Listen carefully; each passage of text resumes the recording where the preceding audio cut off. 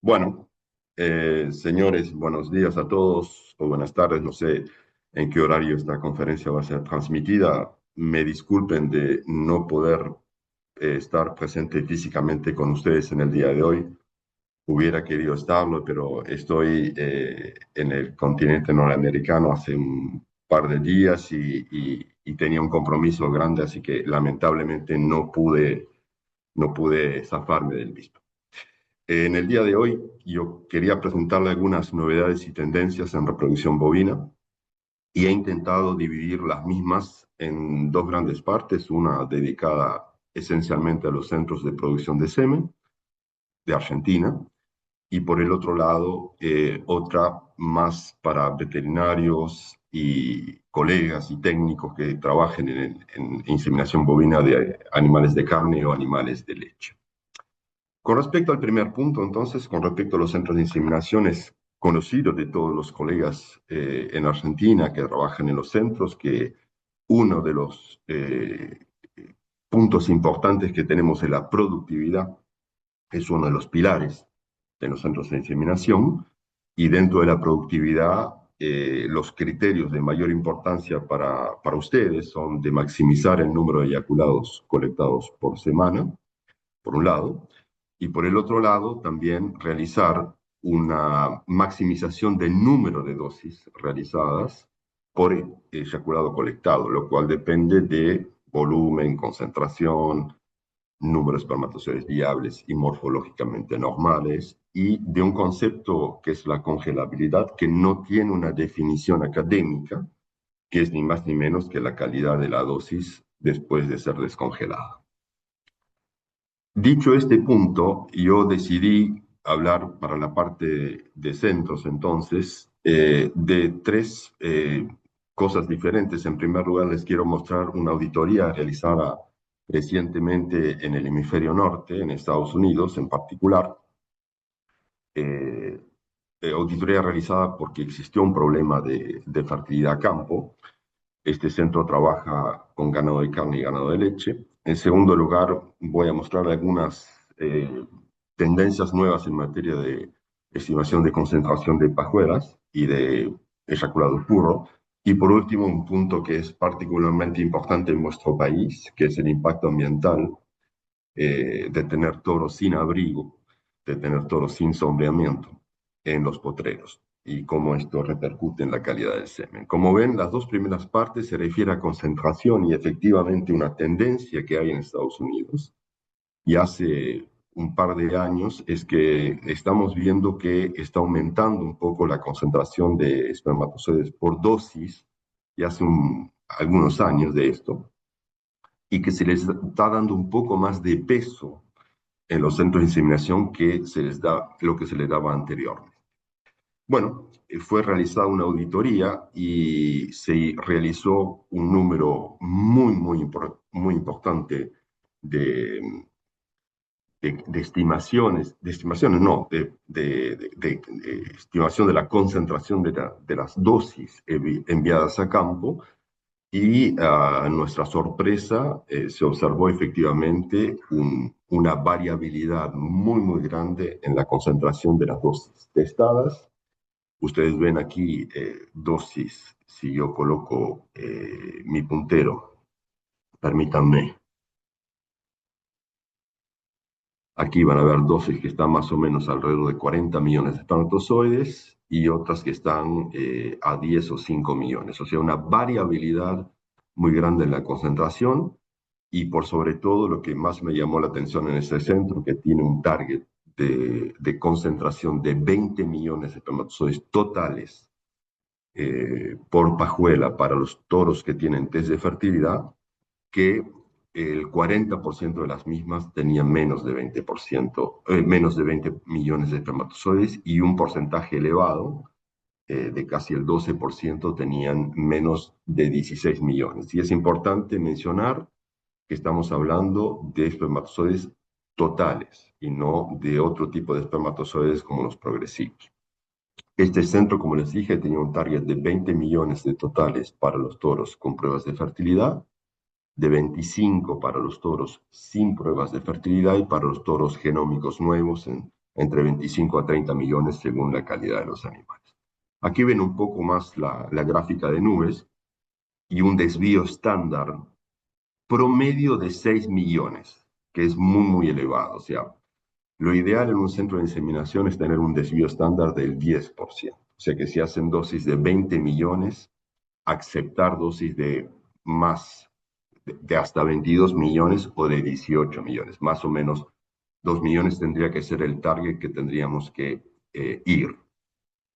Les quiero recordar que existe sí un concepto importante y todos ustedes especialistas de centro de inseminación saben que no existe una alta correlación entre los exámenes in vitro y la fertilidad a campo y que tenemos que mezclar todos los parámetros que trabajamos como motilidad, morfológico, progresivos, eh, a los efectos de tener una idea aproximada de la calidad de la dosis. Sí les quiero recordar la diferencia que existe entre porcentaje de motilidad progresiva y número de espermatozoides con motilidad progresiva.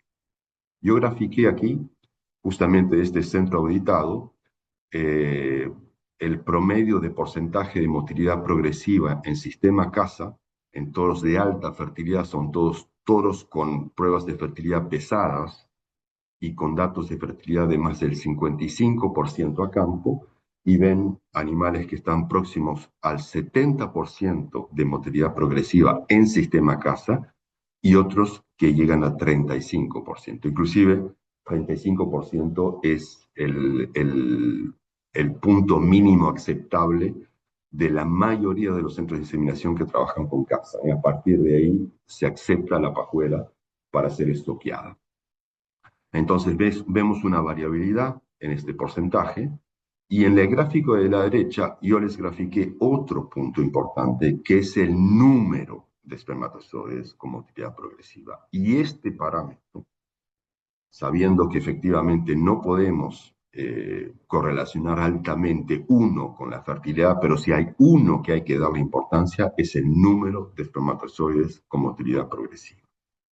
Yo había hecho este test que está aquí graficado hace bastantes años y observamos 3 puntos de motilidad, número de espermatozoides con motilidad progresiva, 2, 4 y 6, y vemos cómo la fertilidad, esto es en ganado lechero, se eleva a medida que el número de espermatozoides con motilidad progresiva aumenta. Yo les diría que lo mínimo aceptable para una pajuela que va para campo tendría que ser 6 millones de espermatozoides con motilidad progresiva, sabiendo que tenemos variabilidad y tenemos que tener también un desvío estándar aceptable al respecto. Les recuerdo para aquellos que tengan un sistema casa, voy a sacar este puntero aquí, esta es una evaluación de una dosis de una pajuela fina realizada en un IVOS 2, y observamos aquí un dato importante, y es que esta pajuela tiene 112.7 millones de espermatozoides por ml. Si multiplicamos este número por el volumen útil de la pajuela fina, que es 0,21, lo tienen aquí en la derecha, obtenemos que la dosis testada, la dosis evaluada en este caso, está con 23.67 millones. Perfecto. Esta pajuela dio en mótiles porcentuales, una motilidad del 61%, que es muy bueno. Una vez más, esto representa 69 millones, si lo multiplico por el volumen útil me da 14 millones de espermatozoides mótiles. Sin embargo, cuando ven los progresivos y multiplican lo hallado en esta pajuela, que son 12.5 millones por ml, si multiplican por el volumen útil, llegamos a 2.62 millones de progresivo. Esta pajuela, a pesar de tener una motilidad del 60%, no tendría que ir a campo. No tiene número requerido de espermatozoides con motilidad progresiva. ¿Qué podemos hacer y qué hicimos en este centro para intentar de ser lo más gráfico posible? En primer lugar, solicitamos al centro con esta variabilidad de concentración que pese los eyaculados y que ese peso sea dividido por la densidad promedio del semen, que es de 1.05, a los efectos de tener un volumen mejor calculado. En segundo lugar, de utilizar un dilutor en lugar de pipetas. Las pipetas son un gran factor de variabilidad en un centro de inseminación por los operadores y porque no están bien calibradas. Yo me olvidé de decirles que el centro auditado trabaja con fotómetro y que tiene pipetas. Entonces, recomendé comprar un dilutor para ser más exacto en la toma de muestra de semen puro y en el pasaje a la cubeta del fotómetro de la solución salina con el semen puro.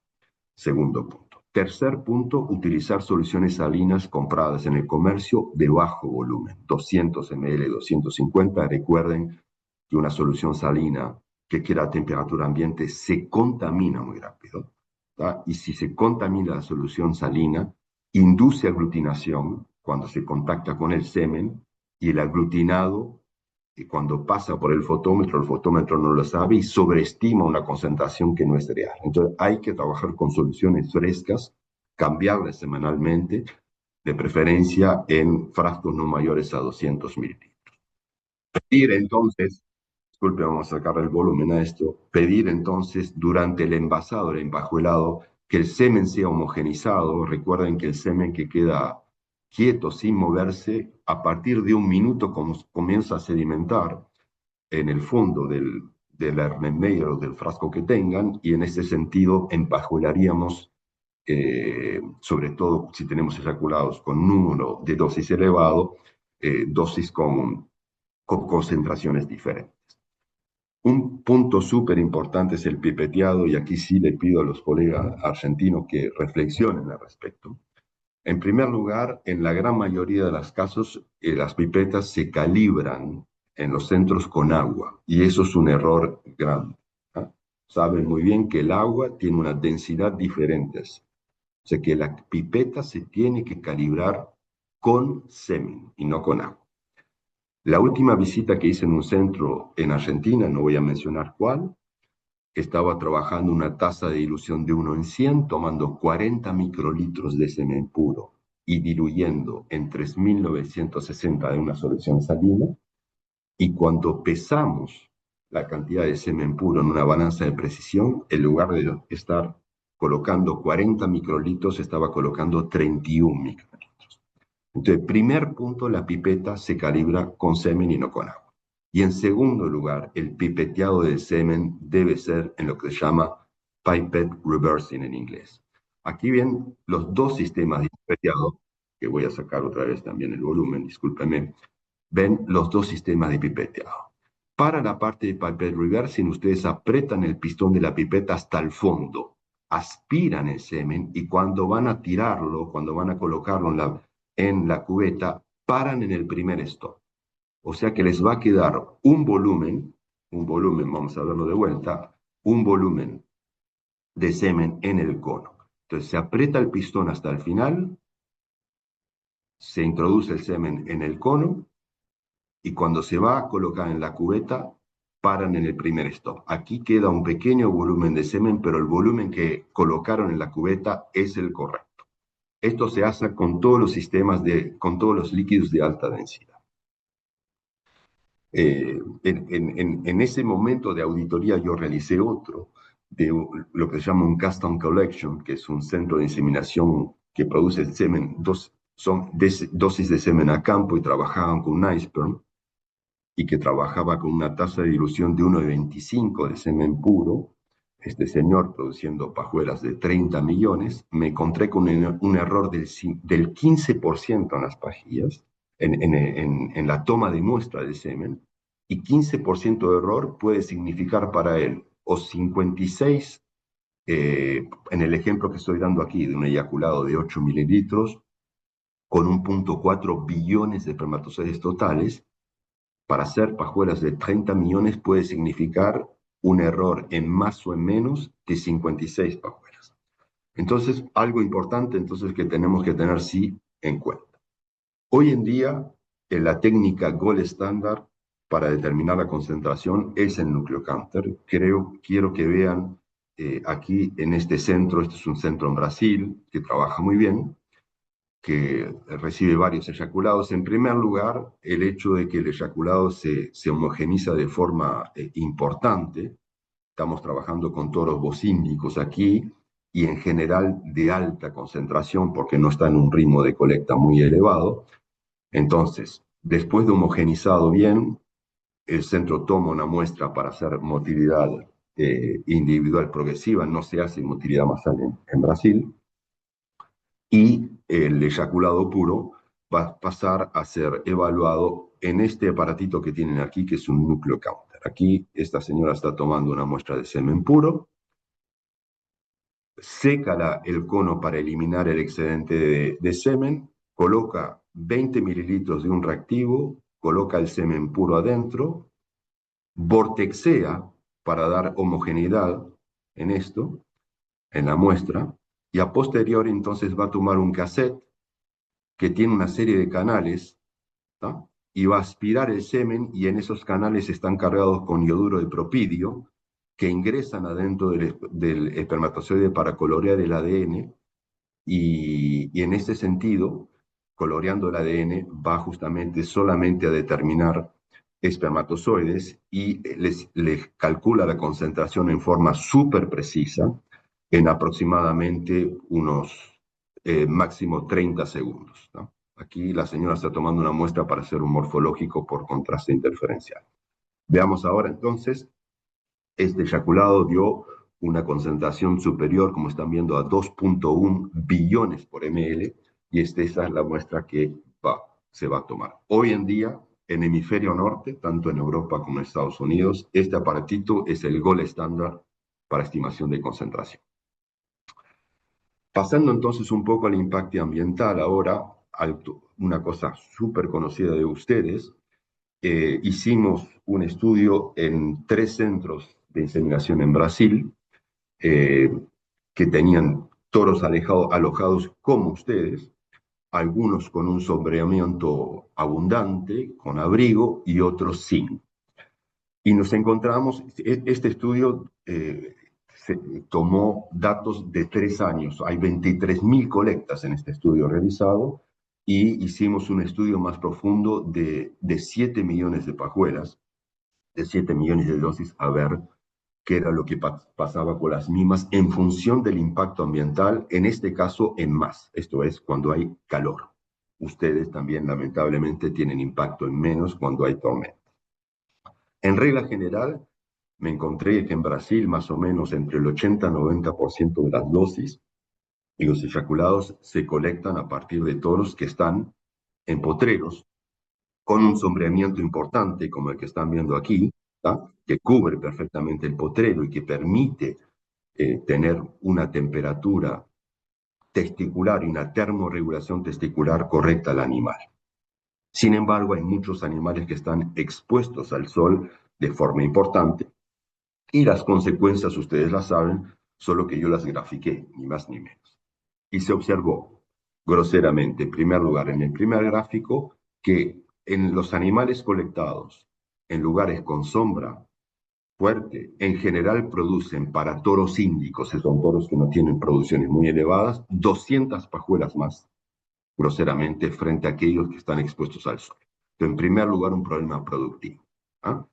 En segundo lugar, aquí tienen varias columnas, la gris es con abrigo y sombra total, la amarilla es sin sombra y la gris clarita es con abrigo parcial. Vemos en general que se aprueban más colectas de los animales que están justamente en potreros con sombreamiento. Colectas rechazadas antes de la congelación por problemas de motilidad. La misma situación, los animales que no están con sombra tienen más rechazo.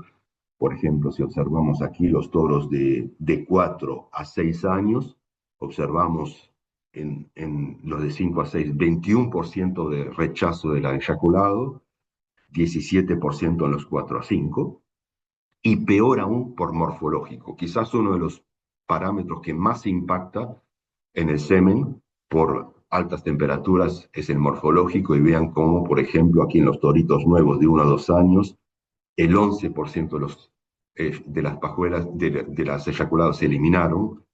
En los de 2 a 3 años, aquí se eliminó también un porcentaje elevado, cosa que ustedes saben muy bien, solo que aquí se graficó. Y este es un gráfico que muestra ni más ni menos que el número de dosis aceptadas en un centro de inseminación en función del tipo de potrero. Y si se concentran, por ejemplo, en los toros de 4 a 6 años y ven los toros alojados en potreros sin sombra, observan que efectivamente estos animales son los que pierden más pajuelas en un post descongelado, se eliminan más pajuelas a la descongelación. Me consta que ustedes tienen este problema en verano, pero también tienen problemas en invierno por las lluvias, las tormentas y el barro. Pasemos un poco ahora a la parte más de veterinarios. Quería presentarles cómo estamos en materia de inseminación en el mundo y en materia de trasplante de embriones. En materia de inseminación, estamos en 360 millones de inseminaciones totales en el mundo. El aumento viene casi exclusivamente de Asia, por India y China. India sobrepasó los 115 millones de inseminaciones artificiales. El gran perdedor aquí es Europa. Yo les puse aquí la Europa de 45, pero bueno, tendría que haber sido más honesto y ponerle la Europa de los 28, que es la Europa del oeste, con Francia, España, Alemania, en donde venimos en caída libre en número de inseminaciones desde hace varios años. Los países que tienen impacto significativo en inseminación en ganado de carne son China, Brasil y Argentina, y sin mencionarles que tanto cuanto Estados Unidos como Brasil recuperaron lo perdido el año pasado en materia de número de inseminaciones. En cuestión de trasplante, una buena noticia, estamos en 1,5 millones de trasplantes totales y a la sorpresa, 1 millón de estos embriones son producidos por FIV, por fecundación in vitro, lo que es altamente significativo, o sea que el crecimiento se hace hoy en día por FIV y no por MOET a nivel general, en particular en países en donde la logística es complicada, como Brasil, como vuestro país, como Estados Unidos también, en donde hay grandes distancias, grandes rebaños. Y con datos hoy en día de embriones FIV congelados en DT, en etileno glicol, en algunos equipos con datos muy buenos que llegan hasta el 40%. Me consta que cuando se inició esta técnica hubo varios problemas con las tasas de gestación, pero hoy en día me consta que hay equipos que trabajan muy, muy bien, que son muy buenos profesionales, que han realmente profesionalizado y perfeccionado la técnica, eh, y, y espero que en vuestro país no se haya desacreditado esta técnica, que es una técnica maravillosa, pero que requiere efectivamente, como todos, cierta tecnicidad y cierto profesionalismo para realizar. En países como Brasil, en materia de tendencia, observamos sí una vuelta al cruzamiento industrial entre animales índicos y animales británicos. Lo que ven aquí, estos animales negros son F1 son hembras, son vaquillonas F1 Nelore Angus, de 230 kilos, que tienen casi el mismo tamaño que sus madres, que son las blancas, que son animales Nelore. Estos animales F1, en regla general, iban a cruzamiento terminal, o sea que iban a sacrificio, pero se empezó una tendencia hace 2 años en Brasil en explotar estas hembras, porque justamente cuando separamos la genética, digamos, del índico y la metemos con un británico, o sea, tenemos la rusticidad del índico, por un lado, la eficiencia reproductiva y la calidad de carne del británico, esa heterosis por esa genética tan distante hace que estas novillas, estas vaquillones, con 15 meses a pasto ya están ciclando. Y con suplementación a los 13 meses ya están ciclando. Entonces mucha gente las está aprovechando, este F1, y se inseminan para hacer un tricross. Entonces aquí van a ver terneritos de tricross. Discúlpenme en el volumen, vamos a sacárselo si puedo.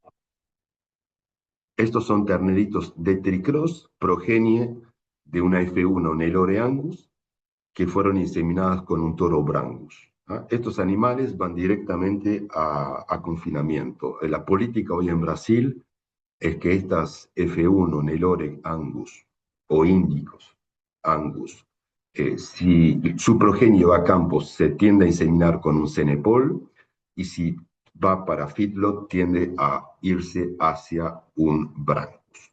¿Ah? Otra tendencia importante es que sigue aumentando el uso de semen heterospérmico en forma importante, en particular en Estados Unidos y en Brasil. ¿Ah? Esto es, la heterospermía es la mezcla de eyaculados de 3 toros diferentes, en general uno de fertilidad conocida y 2 de fertilidad no conocida, que se mezclan los eyaculados en el laboratorio, se diluye y se empajuela. Y dicha pajuela heterospérmica va a campo. Esto tomó un suceso absurdamente alto en leche. Por eso yo les puse aquí, es el beef on dairy. O sea que se insemina con una dosis heterospérmica las vacas lecheras. Y en particular esto se hace porque el F1 así logrado se está vendiendo muy, muy bien en Estados Unidos entre 600 a $900. ¿No? En general, estas dosis tienen un precio menor a la de una monospérmica, digamos. Evidentemente que hay un paquete de marketing en esto, ¿no? Y constituye, en mi forma de ver las cuestiones, un seguro para el toro que no tiene un histórico de fertilidad. La polispermía o heterospermía no es nueva, se utiliza en otras especies animales, se utiliza en cerdos, se utiliza en pavo, también en conejos, y se recomenzó a utilizar en ganado de carne hace un par de años, en Estados Unidos específicamente para ganado lechero. Yo pensaba aquí en condiciones más de Mercosur, estas dosis podrían emplearse en vacas primíparas, en vacas de leche en verano o en vacas de carne en fin de estación de monta, porque en general esta dosis, lo que se obtiene con la misma es entre 3, 4 o 5% más de fertilidad, ¿no? Ven aquí en los datos de la NAB que en el 2024 ya está en 2.3 millones de dosis vendidas heterospérmicas, vienen atrás de la Angus, la dosis heterospérmica. En 2025 se pretende llegar a más de 3 millones. ¿No? Y como les dije, la cuestión está aquí con, la fertilidad. Yo hice un test a campo en ABS en Brasil en 2011, porque eso está discutido, el aumento de fertilidad, en 11 fincas, en la cual comparé semen heterospérmico con semen monospérmico, y solamente en 3 no obtuve un aumento de fertilidad. Los aumentos son discretos, de 2 o 3 puntos, pero existen como tal. La explicación de esto fisiológica no es fácil de saber y no es conocida. Pensamos que hay un problema de capacitación diferente entre los 3 toros mezclados, pero en realidad no se conoce. Sexin hizo también un test de fertilidad con dosis sexadas, monospérmicas y heterospérmicas, y obtuvo efectivamente más fertilidad con las dosis heterospérmicas sexadas. Otro puntito que quería mencionarles, y ya me voy a apurar, es un trabajo muy interesante que se presentó en Estados Unidos, que se hizo en una finca de ganado de carne muy grande, que trabajaba exclusivamente en monta natural, y tenía 27 toros que trabajaban en estación de monta, y esos animales pasaron a un test de paternidad. ¿No? Los test de paternidad, como saben, se utilizan muy frecuentemente por las asociaciones rurales, cuando hay un animal de pedigree que va a ser inscripto, eh, tomando muestras de ADN, tanto cuanto del toro como del ternerito a ser inscripto. En general, hoy en día tomamos pelos de la cola que se arrancan para arrancarse con los folículos pilosos. Bueno, este test se hizo en un establecimiento grande que usaba 27 toros en monta natural. Se tomaron muestras de los toros y se tomaron muestras de los terneritos producidos en una estación de monta de 90 días, y a la sorpresa, digamos, general, el 50% de los torneros nacidos pertenecen al 18% de los toros. O sea que 5 de los 27 toros fueron responsables de producir la mitad de los terneros y 10 toros no produjeron un ternero. Este test realmente fue fantástico porque permitió observar que un porcentaje muy reducido de toros eran responsables por la mayor producción de terneros. Yo aquí me pongo el sombrero de ganadero que yo soy también, ¿eh? Yo tengo una finca en Uruguay como de Angus y yo compro toros en Uruguay entre 6 a 7 mil dólares. Qué disgusto me daría de tener animales que compre y que no montan, ¿no?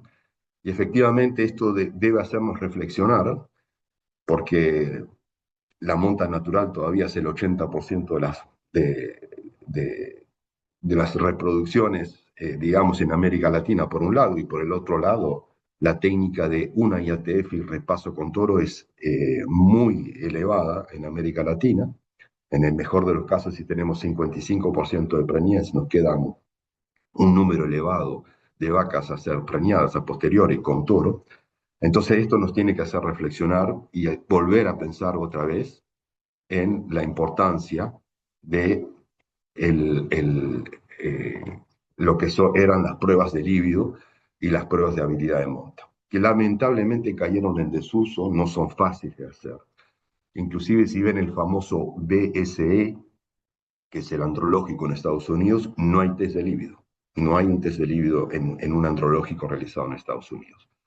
Y me da como la impresión, capaz que estoy errado, que medio que nos hemos olvidado de esto. Y ustedes tienen colegas ahí en Argentina que son grandes defensores de esto y saben muy bien que la libido y la habilidad de monta no tienen ninguna correlación con la fertilidad. Sin embargo, si tomamos un toro dominante por tamaño, por edad, y que tiene un problema de calidad de semen o que pasa su tiempo dominando y no dejando montar los otros, vamos a tener un problema. Sí, les recuerdo que antiguamente teníamos los test de capacidad de servicio, como el test de bloque de 20 minutos, con 5 vacas que no estaban en celo, se le colocaba 4 toros y contabilizábamos el número de montas efectivas, sabiendo que teníamos, disculpen, toros de alta fertilidad, de alta capacidad de servicio, que hacían en ese test 7 montas o más. Eh, pero este test justamente es difícil de hacer, me consta, y muy difícil en animales índicos, es muy difícil. Pero les dejo esto como una reflexión eh, para discutir entre todos y ver eh, que tenemos que hacer algo con respecto a esto, ¿no? Porque efectivamente existe un problema que es un problema real. Yo este test de paternidad con ADN, yo lo voy a repetir con una empresa que se llama Genexia, posiblemente ingresa a Argentina también en este test, para ver qué obtenemos, pero no creo que sea muy diferente a lo obtenido en Estados Unidos. Sí, les recuerdo que a pesar de que hay toros que tienen una capacidad de servicio extremadamente elevada, el semen poco se afecta. Yo les puse aquí un test de deplexión que tiene 14 colectas sucesivas y cuando ven si bien el volumen baja de semen, la concentración también, cuando vemos la motilidad y la morfología, no se alteran a pesar de todos ser colectados 14 veces. O sea, por ese motivo en andrológico, los animales que van para monta natural, el examen de semen tiene un valor inferior frente a un test de líquido. Sí les recuerdo que varios centros de inseminación se lanzaron en test de fertilidad y tenemos hoy toros clasificados en fertilidad en diferentes centros de inseminación, como ABS, Alta Genetics, CRB, Cemex, Selexaires, que en general estos toros clasificados de alta o de baja son resultados consistentes, ¿tá? Y que a pesar de que muchos han pretendido inseminar toros de baja fertilidad de forma más tardía, después de haber tirado el dispositivo, lamentablemente no se ha conseguido elevar la fertilidad cuando se realiza esta técnica. O sea que inseminar de forma tardía, más próximo a la ovulación, un toro de baja fertilidad no permite mejorar la fertilidad. Si se lanzan a hacer test de fertilidad en vuestro país, en Argentina, intenten justamente siempre utilizar un toro con fertilidad conocida. Aquí tenemos, por ejemplo, 3 toritos que van a ser evaluados.